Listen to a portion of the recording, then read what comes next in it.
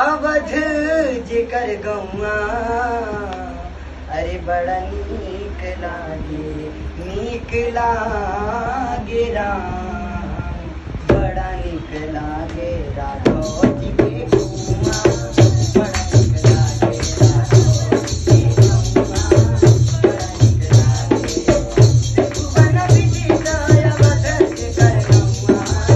त्रिभुवन विदित अवध जेकर गौआ, बड़ा नीक लागे राघव जी के गौआ, बड़ा नीक लागे राघव जी के गौआ, बड़ा नीक लागे जहाँ ब्रह्म राम सिसु गलियन में खेले, जहाँ ब्रह्म राम सिसु गलियन में खेले, अजूरी न भरी हरि सूर सिर मेले, अजूरी न भरी सूर सिर मेले, जहाँ न कबहु चले जहाँ न कबहु चले कलिताप नौआ, बड़ा नीक लागे राघव जी के गौआ, बड़ा नीक लागे राघव जी के गौआ, बड़ा नीक लागे राजा दशरथ जेकर कौशल्या जी मैया, राजा दशरथ जेकर कौशल्या जी मैया, भरत लखन त्रिभुवन बल भैया, भरत लखन त्रिभुवन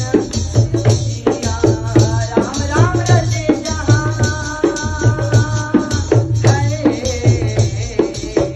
राम राम रटे जहाँ कोयल और कौआ, बड़ा नीक लागे राघव जी के गौआ, बड़ा नीक लागे राघव जी के गौआ, बड़ा नीक लागे सीता महारानी जहाँ रामचंद्र राजा, सीता महारानी जहाँ सीता महारानी जहाँ रामचंद्र राजा, वैष्णो कुल के सहित समाजा,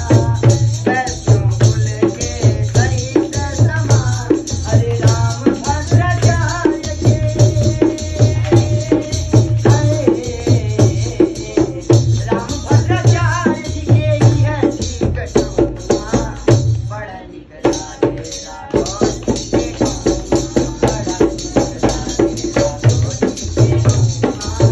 बड़ा नीक लागे त्रिभुवन विदित अवध जेकर गौआ, त्रिभुवन विदित अवध जेकर गौआ, बड़ा नीक लागे राघव जी के गौआ, बड़ा नीक लागे राघव जी के गौआ। बोले सियावर रामचंद्र की जय।